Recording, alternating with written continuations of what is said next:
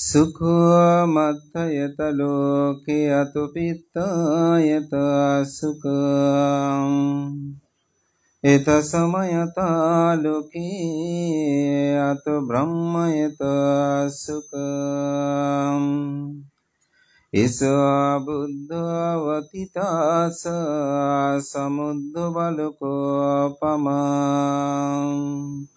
धानं वायादिं कत्वा सम्बुद्धिं लभन्ति ते एतेन सत्सवाज्येन होतु ते जयमङ्गलं ते।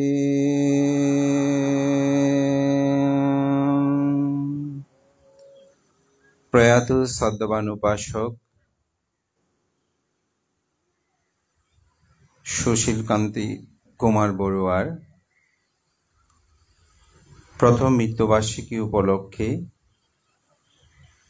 তাহারই স্মরণে তরুণোৎসর্গ সহ বহুবিধ পুণ্যময় অনুষ্ঠানের মাধ্যমে আয়োজিত আজকের এই অষ্টপুরস্কার সংগদান অনুষ্ঠানের পরমারাধ্য মাননীয় সংঘ প্রধান আমার পরম কল্যাণ মিত্র মহামান্য উপসংঘরাজ শাসনস্তম্ভ বিচিত্র ধর্মকতিক পরম সদীয় ধর্মপ্রিয় মহাতের মহোদয়, প্রধান উপসংঘরাজ শাসন ভাস্কর শাসনপ্রিয় মহাতের মহোদয়, মহামান্য উপসংঘরাজ ত্রিপিটক বিশারদ পরম সদীয় প্রিয়দর্শী মহাতের মহোদয়, মুখ্য আলোচক বাংলাদেশ সংঘাত ভিক্ষু মহাসভার সুযোগ্য মহাসচিব পরম সদীয় ডক্টর সংঘপ্রিয় মহাতের মহোদয়, বিশেষ আলোচক বিন্দু, মাননীয় মহান সংঘ, সংঘের প্রতি বিনম্র চিত্তে শ্রদ্ধা অর্ঘ্য বন্দনা নিবেদন করছি।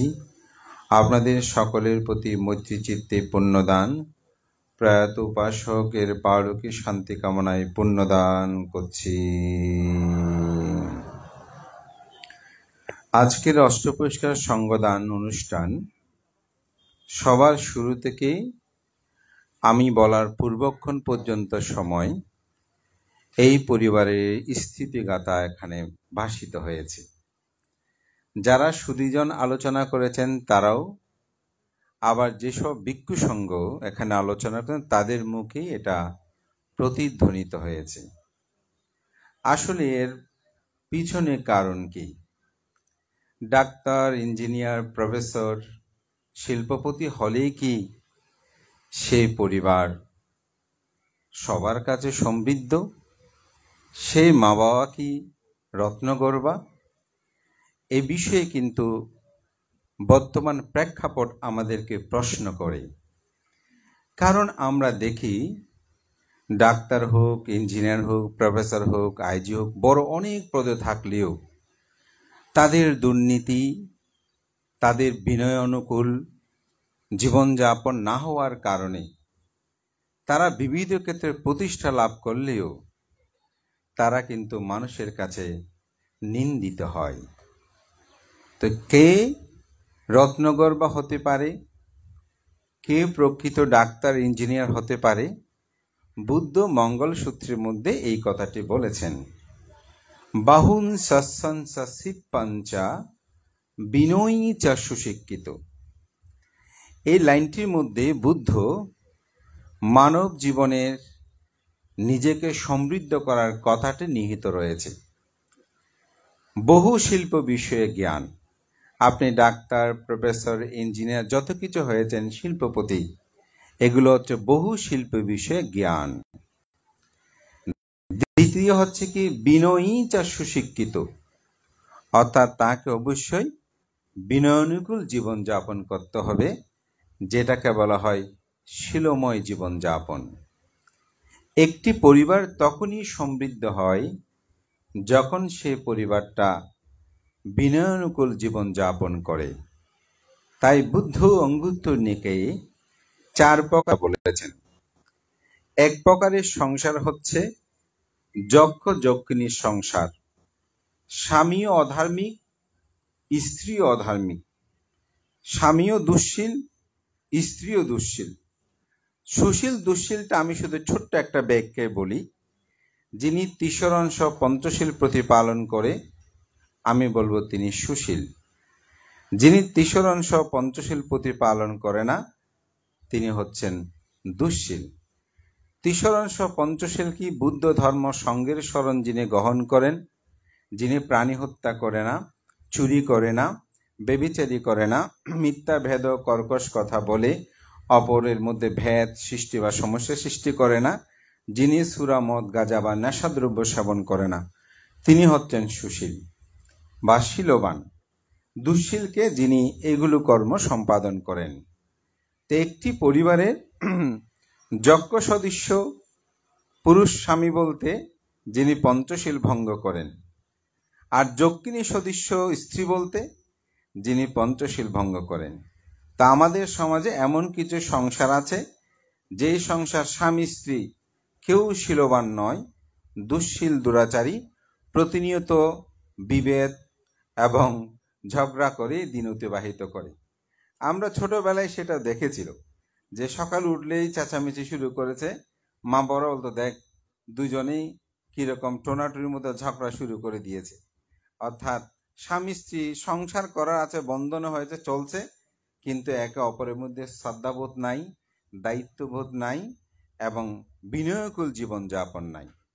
দ্বিতীয় একটি সংসার আছে, সেটা হচ্ছে দেব যজ্ঞিনীর সংসার। স্বামী ধার্মিক হলেও স্ত্রী অধার্মিক, স্বামী ধার্মিক হলেও শীলবান হলেও স্ত্রী অধার্মিক। তো অনেকে বলে যে ওদের ঘরে যে পুত্রবধূটা আসলো বা তার স্ত্রীটা আসলে খুব খারাপ, স্বামী কোনো রকমের সংসারটা টিকিয়ে রেখেছে, এভাবে কোনো রকমের চলছে, এরকমও সংসার আমরা দেখি।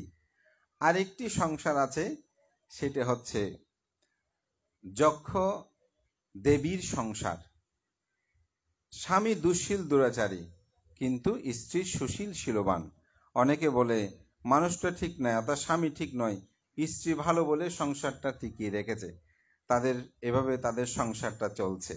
এরকম আমরা যেটাকে বলি সংসার রমণীর গুণে যে কথাটা বলে, এখন অবশ্যই সেটা বলে না, এখন একটু পরিবর্তন হয়েছে, সেটা একটু পরে বলছি। তাহলে সেই রকম সংসার আছে, কোন রকমে সেটাও টিকিয়ে চলে যাচ্ছে। আরেকটি সংসার আছে, সেটাকে বলা হয় দেবদেবীর সংসার।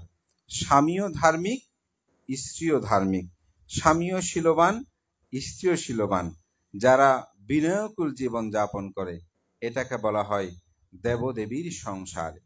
এই সংসার যারা রচনা করতে পারেন, তাদের জীবনে পুষ্পরিত সেই সন্তানগণ তারা আলোকিত জীবন লাভ করতে পারেন। তো বিশেষ করে আমি সুশীল কুমার তালুকদারকে খুব কাছে থেকে দেখার আমার সৌভাগ্য হয়নি, তবে ওনার যে যোগ্যতম সহধর্মিনী শ্রদ্ধাবতী উপাসিকা শ্রীমতী সীমা মুৎসদ্দি, ওনার সাথে আমার দেখা হওয়ার, কথা হওয়ার অনেক সৌভাগ্য হয়েছে। বিশেষ করে চট্টগ্রামে আমি চাঁদগাঁও অবস্থানকালীন সময় আমার তরুণ ভিক্ষু জীবনে এই উপাসিকাকে খুব কাছ থেকে দেখেছি, এবং তিনি প্রায় সময় আমাদের বিহারের পাশে ওনার একটা জায়গা আছে, ওইটা সংস্কার বিবিধ কাজে তিনি যখন যেতেন আমাদের বিহারে বসতেন, সেখানে ধর্মীয় বিষয়, বিভিন্ন বিষয় নিয়ে অনেক সময় আলোচনা হতো। তার ধর্মময় চিন্তা চেতনায় পরবর্তীতে জানতে পারলাম তার পরিবারের ব্যাপ্তিটা, তার পরিবারের সমৃদ্ধিটা। আমি এটা এই জন্যই বলছি, তারা দুজনেই শিলময় দেবদেবীর সংসার করেছে বলে তাদের পরিবারটা এমন হয়েছে। যদি তারা দেবদেবীর সংসার রচনা না করত, তাহলে কিন্তু তারা আজকে প্রতিষ্ঠিত হতো না। আমাদের যে উপসচিব সুমন বাবু, ওনার সম্পর্কে আমরা সবাই কম বেশি জানি, এবং তিনি চট্টগ্রাম বোর্ডে থাকাকালীন সময়ে অনেক বিষয়ে, অনেক আবদারে অনেকে গিয়েছেন, কিন্তু তিনি নিয়মতান্ত্রিক বাইরে কখনো যায়নি। ওনার অনেক জ্ঞাতে আমাকে বলেছে, বজ্রফান্তে গেলাম অনেক বড় মুখ করে, উনি তো আমাকে করতে বলেছে, চাইলে উনি একটা কথা বললে হয়ে যেত।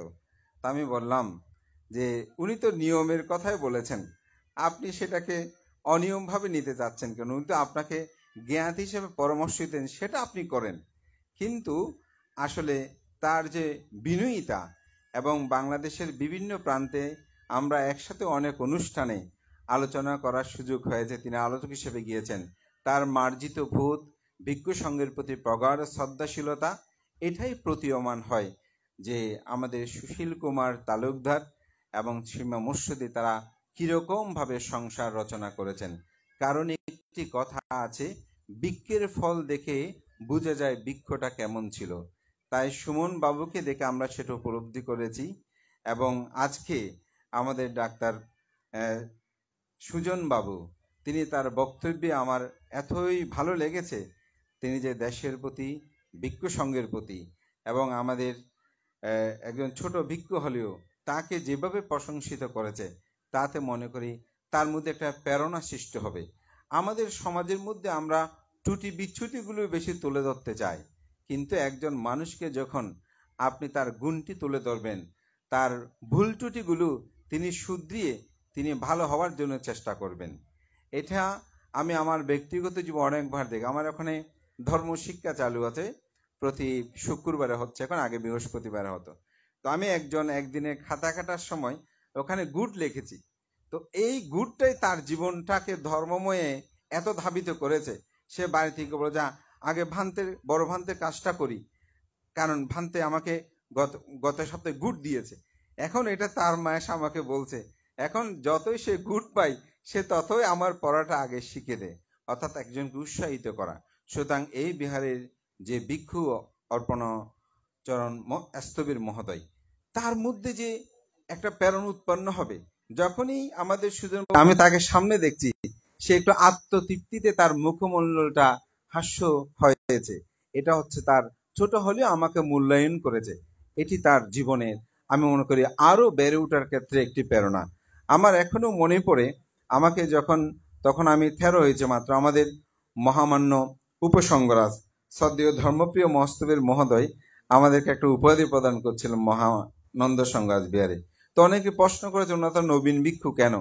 তো ভান্তে সেখানে উত্তর দিয়েছিলেন। পরে কথাটা আমি বাইরে পেয়েছি যে ওনাদেরকে যদি উৎসাহিত করি, তারা শাসন সদ্ধর্মের মধ্যে নিবেদিত হবে। এভাবে আমি মনে করি আজকের এই মহান পুণ্যময় কর্মে তারা বিনয়ী চা সুশিক্ষিত, বিনয় ধর্ম।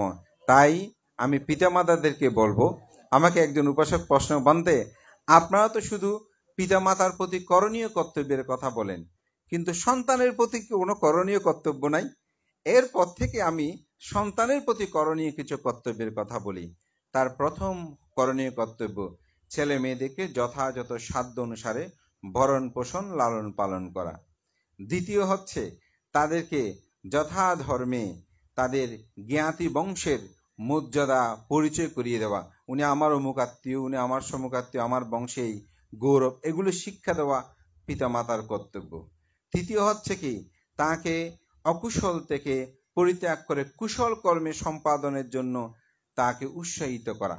অর্থাৎ মা বাবার উচিত, এটা করবে না, এটা পাপ কাজ, ভালো কাজটা তুমি সুসম্পন্ন করো, এইরূপ শিক্ষা প্রদান করা।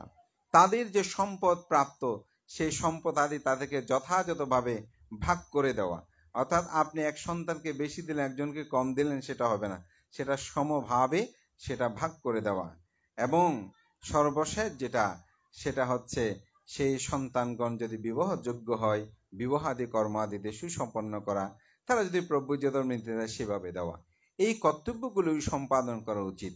তা আমি মনে করি আমাদের যে প্রয়াত উপাসক এবং আমাদের শ্রদ্ধাবতী উপাসিকা, তারা এই গুণধর্মগুলো বিদ্যমান রেখেছে বলে আজকে তারা সমাজে যেমন ডাক্তার, ইঞ্জিনিয়ার হয়েছেন, আবার বিনয়ী জীবন যাপনে তারা সবার কাছে সমৃদ্ধ হয়েছেন।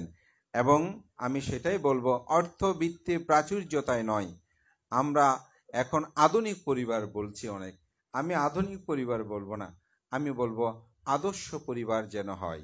যে আদর্শ পরিবারের মধ্যে মায়ের প্রতি করণীয় কর্তব্য কি, পিতার প্রতি করণীয় কর্তব্য কি, ভাইয়ের প্রতি করণীয় কর্তব্য কি, পরিবারের প্রতি করণীয় কর্তব্য কি, এবং সমাজের প্রতি, ধর্মের প্রতি করণীয় কর্তব্য কি, সেগুলো যেন যথাযথভাবে সুসম্পন্ন করা। আমার জানা মতে আমাদের সুশীল কুমার তালুকদার মহোদয়, তিনি অনেক দিন শয্যাশায়ী ছিলেন তার প্রয়াসকে। তাকে যেভাবে তার পুত্রবধূগণ সেবা দিয়েছেন, তার যোগ্যতম সহধর্মিনী যেভাবে সেবা দিয়েছেন, কারণ উপাসিকা মাঝে মধ্যে আসতে দেরি হলে জিজ্ঞাসা করতাম, আজকে দেরি হয়েছে, বলো যে ভান্তে একটু উপাসকের কিছু কাজ করতে, ওগুলো করে এসেছি। তাহলে স্ত্রীর প্রতি, স্বামীর প্রতি যে করণীয় কর্তব্যগুলো, আজকে তার পুত্রগণও সেই পিতামাতাকে স্মরণ করে একটি তরুণ দান করে বিহারের যেমন সৌন্দর্য বর্ধন করেছেন, অপরদিকে পিতামাতাকে স্মরণীয় বরণীয় করে তারা সেই পিতৃমাতৃ পূজা কর্ম সুসম্পন্ন করেছেন। তা আমি গাথায় ভাষণ করেছি, সুকমাত্থায়াতা লোকে আতপেত্তায়াতা সুকা, সুখ সামায়াতা লোকে আত ব্রাহ্মায়াতা সুকা। জগতে মাতৃভক্তি সুখকর, পিতৃভক্তি সুখকর। সাধু সৎপুরুষ বলতে ভিক্ষু সংঘ, আজকে যেখানে ভিক্ষু সংঘকে পূজা করছে, এই ভক্তি সুখপদ কর্ম, এই সুখপদ কর্ম আপনাদের জীবনে সম্পাদিত হোক। আমি আরেকটি কথায় সেখানে ভাষণ করেছি, এসা বুদ্ধ অতীতাসা সমুদ্র বালুকোপামা দানাং বা আদিং কাত্থোয়া সম্বুদিং সালাবান্তিতে। ভগবান তথাগত বুদ্ধ বলেন যে সাগরের বালিকারাশি সদৃশ্য যেসব বুদ্ধ অতীত হয়েছেন, সমগ্র বুদ্ধগণ তারা সর্বাঙ্গে দানপারামে পূর্ণ করেছেন। তাই দানকর্ম আমাদের জীবনকে মহিয়ান করে। আজকে যেমন সুজনবাবু তার দানের মাধ্যমে তিনি সবার কাছে আজকে নন্দিত হয়েছেন, ত্যাগের মাধ্যমে নন্দিত হয়েছেন। আমাদের উপসচিব সুমনবাবু যেন নন্দিত হয়েছেন, তার বোন, তার ভগ্নিপতি সহ শুরু করে জ্ঞাতি স্বজন সবাই। এবং সুশীল বাবু আজকে একজন শিক্ষাবিদ হিসাবে এই গ্রামের কে তিনি সমৃদ্ধ করার ক্ষেত্রে তার যে অবদান, এই বিহার নির্মাণে তার যে অবদান, তাই ত্যাগ মানুষকে মহিয়ান করে, ভোগ কখনো মানুষকে মহিয়ান করতে পারে না। অঙ্গুত্তর নিকায়ের সাব্রাহ্মিক সূত্রে বুদ্ধ বলেছেন, যে পরিবারের মধ্যে পিতামাতা পূজিত হয় সে পরিবারকে বলা হয় ব্রহ্ম পরিবার। যে পরিবারের মধ্যে পিতামাতাকে গৌরব সম্মান প্রত্যুত্থান করা হয় সেটাকে বলা হয় পূর্ব আচার্য পরিবার। যে পরিবারের মধ্যে পিতামাতাকে যথার্থ সেবা যত্ন করা হয় তাকে বলা হয় দাক্ষিণীয় পরিবার। সুতরাং পিতা মাতার মধ্যে সেই গুণধর্মতা সন্তানদের মধ্যে যেন আমরা সৃষ্টি করি, এবং সন্তানগণও যেন পিতামাতাকে যথাযথভাবে সম্মান গৌরব প্রত্যুত্থান করে, তবেই সেখানে আমরাও তাদের গৌরবে গৌরবান্বিত। এই প্রত্যয় ব্যক্ত করে মহান সংঘকে বন্দনা জানিয়ে প্রয়াত সুশীল কুমার তালুকদারের পারলৌকিক শান্তি কামনা করি এবং শ্রদ্ধাবতী উপাসিকা সীমা মৎস্যদী তার নিরোগ দীর্ঘ জীবন কামনা করে সকলের উত্তর শ্রীবৃদ্ধি কামনা করে আমার নাতি দীর্ঘ ধর্মকথা এখানেই শেষ করছি। জগতের সকল প্রাণী সুখী হোক। এই পর্যায়ে একটি মাঙ্গলিক সংবাদ। আমাদের তরুণরা বৌদ্ধবিহারের তরুণরা ডাক্তার সুজন বড়ুয়া আমাদের বিহার অধ্যক্ষকে উপহার প্রদান করবেন, মোবাইল ফোন প্রদান করবেন। ভান্তের কর্মদক্ষতা কার্যক্রম এবং ভান্তের প্রতি কৃতজ্ঞতা স্বরূপ এবং ভান্তের কার্যের জন্য এই ফোনটি আমাদের বিহার অধ্যক্ষ ভান থেকে প্রদান করবেন।